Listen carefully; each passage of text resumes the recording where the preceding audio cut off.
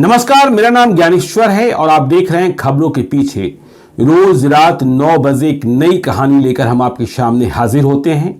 तो देखिए, खबरों के पीछे कि यदि आप नियमित दर्शक हैं तो आपको पता है कि खबरों के पीछे में अभी श्रृंखला चल रही है वीरप्पन की।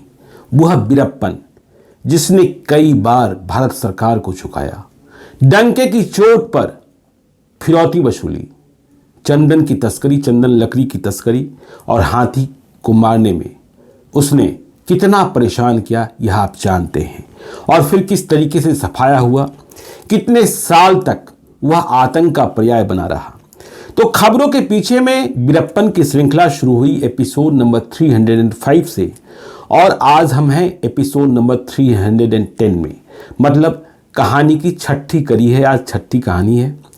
तो यदि आप नियमित दर्शक हैं तो पीछे की बातें बतानी जरूरी नहीं है, लेकिन आज की कहानी का फ्लैशबैक बस इतना है कि एसटीएफ वाले ने फिर से वीरप्पन के करीब पहुंचने की कोशिश की। वीरप्पन खुद तो नहीं मिला, लेकिन हथियार जरूरत थी वीरप्पन की। और वीरप्पन ने जो एसटीएफ के मुखबिर बन गए थे, जो वीरप्पन का ही पहले आदमी था, नागराज, जो राशन पानी पहुंचाता था, उसके माध्यम से वीरप्पन का जो सबसे खास सहयोगी था गुरुनाथन, जो गिरोह में गोला बारूद और हथियारों की जरूरत को समझता था, वह मार दिया गया। या तो एसटीएफ ने मार दिया या एसटीएफ के हत्थे चढ़ने के बाद वह वीरप्पन की वफादारी में अपने को खत्म कर लिया। खैर, गुरुनाथन का झटका वीरप्पन को लगा था और वीरप्पन को इस बात का मलाल था कि एसटीएफ वाले उनके करीब पहुंचते जा रहे हैं। और इस बात की जानकारी भी जब गुरुनाथन का ऑपरेशन हुआ, वीरप्पन को फिर एक बार भागना पड़ा। वीरप्पन का खौफ खत्म करने की कोशिश में एसटीएफ आगे बढ़ रही थी और इसके दो जांबाज ऑफिसर, इंस्पेक्टर शकील अहमद और एसपी हरिकृष्णा, जो आईपीएस थे, एसपी रैंक के पदाधिकारी थे, वे जान की बाजी लगाए हुए थे। तो वीरप्पन को लगा कि नहीं, मुझे तो बदला लेना होगा।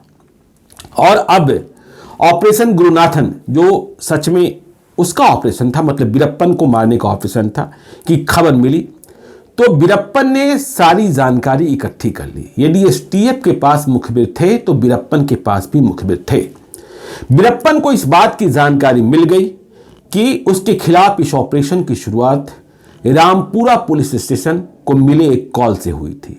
और फिर जो आगे जैसे जैसे नागराज ने किया, नटराज ने किया, मुथुराम ने किया, चांदनी तो बच गई, जो गुरुनाथन की मंगेतर थी, वह अपने गांव में रह रही थी। तो वीरप्पन ने बदला लेने का प्लान तय कर लिया कि बदला तो मुझे लेना है। यदि बदला हम नहीं लेंगे तो मेरा खौफ खत्म हो जाएगा, मेरा साम्राज्य खत्म हो जाएगा, मेरा आतंक खत्म हो जाएगा। तो बदला कैसे ले? और अब लड़ाई सीधे पुलिस वालों से लड़नी थी। अब जंगल से बाहर निकलना था और पुलिस वालों को मौत की नींद सुलाना था, एक महाकांड करना था। तो महाकांड करने के लिए अब वीरप्पन तैयार था। पुलिस वाले, एसटीएफ वाले सोच भी नहीं सकते थे कि वह जंगल के बाहर आएगा और इतना बड़ा दुस्साहस करेगा कि पुलिस स्टेशन पर ही चढ़ाई कर देगा। पुलिस वाले तो यह समझते थे कि वह जंगल में घेरकर बारूदी सुरंगों के माध्यम से विस्फोट करता है और चिथड़े उड़ाता है। लेकिन तारीख है 19 मई 1992, 1992। देखिए, गुरुनाथन को खत्म किया गया फरवरी में 1992 में। तब से वीरप्पन बदले की आग में चल रहा था। तो 19 मई 1992 की वो तारीख आ ही गई जब वीरप्पन अपने गिरोह के सदस्यों के साथ बाहर निकला और अटैक की तैयारी के साथ निकला था। रात को 1 बजे वीरप्पन उसी रामपुरा पुलिस स्टेशन में पहुंचा जहां उसके खिलाफ ऑपरेशन की बुनियाद पड़ी थी, जिसमें गुरुनाथन खत्म हुआ। रात को 1 बज रहे थे और रात में गार्ड ड्यूटी लगी हुई थी कांस्टेबल राचप्पा की, रामपुरा पुलिस स्टेशन में। तो ये जो कांस्टेबल राचप्पा था वह बरामदे में था, आधी नींद में। रात को 1 बजे ऐसा ही होता है। और थाने के 5 दूसरे सिपाही या साथी जो भी कह लें, वो भीतर सोए हुए थे। और बाहर में डिस्ट्रिक्ट आर्म फोर्स, जिसको कहते हैं जिला सैन्य पुलिस, कर्नाटक की बात हो रही है, कर्नाटक के रामपुरा पुलिस स्टेशन की। तो डिस्ट्रिक्ट आर्म फोर्स के 5 जवान एक ट्रक में सोए हुए थे, जो डिस्ट्रिक्ट आर्म फोर्स की ही ट्रक थी। इसके अलावा सब इंस्पेक्टर राचैया वो रामपुरा पुलिस स्टेशन से 60 गज की दूरी पर अपने सरकारी क्वार्टर, सरकारी बंगले में सोए हुए थे। कोई ऐसी बात नहीं थी जिसके कारण रात पे रुकना बहुत ही आवश्यक था। इस बात की तो परिकल्पना की ही नहीं जा सकती थी कि वीरप्पन थाने पर अटैक करेगा। लेकिन रात को 1 बजे यदि वीरप्पन की तस्वीरें आप देखते आए होंगे या देखते हैं तो आपको यह बात समझ में आएगी कि वीरप्पन भी स्वयं को खाकी वर्दी में या हर एक रंग के कपड़े में रखता था। तो रात को 1 बजे वीरप्पन उसी खाकी वर्दी में बिल्कुल चुपचाप, मतलब कोई दस्तक दिए हुए या कोई आवाज पैदा किए हुए थाने के भीतर घुसा और भीतर घुसते ही उसने अपने सभी साथियों को जिसे लेकर आया था भीतर कॉल कर लिया और एक साथ बिल्कुल चीते की तरह वीरप्पन और उसके साथियों ने पूरे थाने को घेर लिया। जैसे ही थाना घिर गया, वीरप्पन का हुक्म हुआ, मार दो सभी को, किसी को नहीं छोड़ना है। ये मुझे मारने चले थे, आज इन्हें ही खत्म कर देते हैं, कोई ना बचे। इसके बाद तो गोलियां चलनी शुरू हो गई। थाने में जो लोग भी थे, जैसा मैंने बताया कि 5 लोग भीतर सो रहे थे, 5 लोग बाहर ट्रक में सो रहे थे और जो गार्ड ड्यूटी पर राचप्पा था वह आधी नींद में था। और इसके अलावा थाने में एएसआई सुबन्ना थे और कांस्टेबल बसव राजू थे जो एक कमरे में बंद थे। तो ऐसी अवस्था में गोलियां चलनी शुरू हो गई, अंधाधुंध फायरिंग। सबसे पहले वीरप्पन और उनके सहयोगियों ने जो थाने के भीतर 5 लोग सोए हुए थे उन्हें निशाना बनाया और सोई हुई अवस्था में भी उन्हें गोलियों से भून दिया और गोलियां लगातार चल रही थी। भीतर से जो देखिए मैंने बताया कि एएसआई सुबन्ना और बसव राजू वो भीतर थे, दरवाजा बंद था।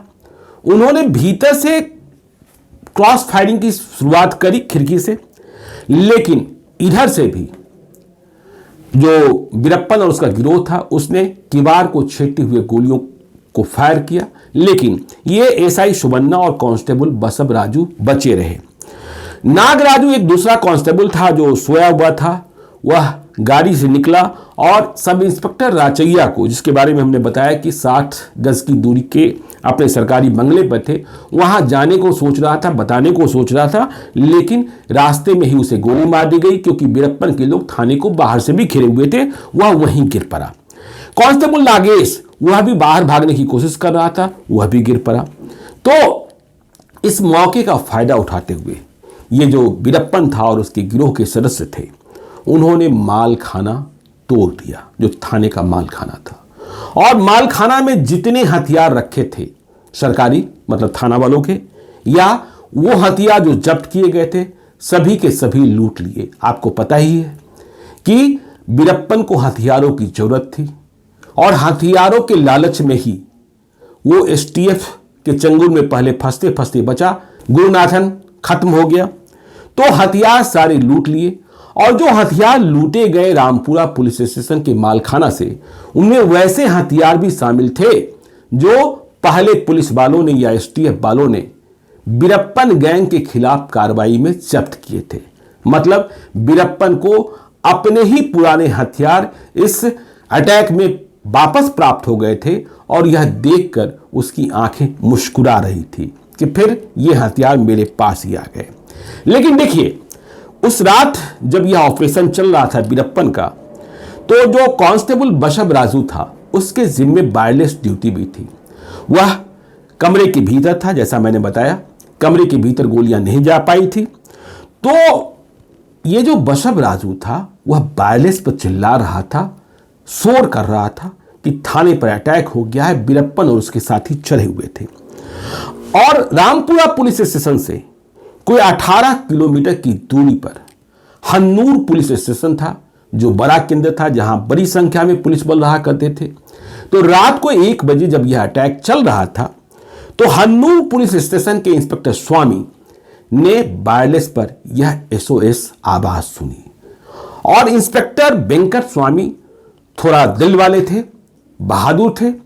उन्होंने समझा कि यदि इस वक्त हम नहीं मदद पहुंचाएंगे रामपुरा पुलिस स्टेशन के साथियों को तो वे सारे के सारे मारे जाएंगे। रामपुरा पुलिस स्टेशन का वायरलेस खिड़की पर ही रखा था, तो दोनों ओर से तेज आवाजें गूंज रही थी।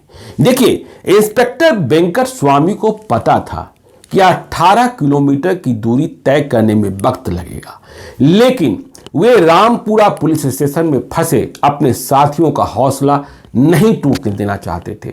उन्होंने वायरलेस पर चिल्लाते हुए कहा, लड़ो लड़ो लड़ो, अभी हम आ रहे हैं, बहुत बड़ी फौज के साथ आ रहे हैं, लड़ते रहो, आते हैं, सभी के साथ लड़ेंगे और सभी को मारेंगे। तो यह बात वीरप्पन ने भी सुनी, क्योंकि वायरलेस खिड़की पर रखी हुई थी और इंस्पेक्टर वेंकट स्वामी की गाड़ी, यह वायरलेस पर आवाज साफ साफ सुनाई पड़ रही थी कि गाड़ी सड़क पर बहुत तेज चल रही थी। वीरप्पन को लगा कि ये जो सरकारी पिल्ला है, जैसा मैंने पहले बताया कि वह सरकारी महकमे के लोगों को, पुलिस वालों को सरकारी कुत्ता कहता था, उसे लग गया ये जो सरकारी पिल्ले हैं उसके शब्दों में वे बहुत दूर नहीं है, यहां आ रहे हैं, बड़ी संख्या में आ रहे हैं और इसके बाद हमारा इनकाउंटर होगा। तो अब वीरप्पन ने अपने को बैकफुट पर लिया और उसने तय किया कि नहीं, अब हमें वापस जाना होगा और वह वापस चला गया अटैक को बीच में छोड़कर। लेकिन तब तक 5 लोग मारे जा चुके थे। इंस्पेक्टर वेंकट स्वामी की रिपोर्ट कहती है, जो कर्नाटक एसटीएफ को सौंपी गई, कि जब वे पहुंचे रात को, तब तक वीरप्पन अपने गिरोह के सदस्यों के साथ जंगल के भीतर चला गया था। उस रात जंगल के भीतर तुरंत ऑपरेशन संभव नहीं था। जब वे रामपुरा पुलिस स्टेशन पहुंचे तो उन्होंने अपने 5 साथियों को, जो रामपुरा पुलिस स्टेशन के स्टाफ थे, उन्हें मृत अवस्था में पाया, जिन्हें गोलियों से वीरप्पन छलनी करके गया था। नागेश और नागराजू, जो भागने के क्रम में गोलियां खाकर गिरे थे, बहुत लहूलुहान थे, उन्हें अस्पताल पहुंचाया गया। तो ये तो रामपुरा पुलिस स्टेशन का ऑपरेशन हुआ, जिसे गुरुनाथन का बदला, वीरप्पन का बदला भी कहा गया, गुरुनाथन की मौत का बदला। लेकिन वीरप्पन की आग अभी खत्म नहीं हुई थी।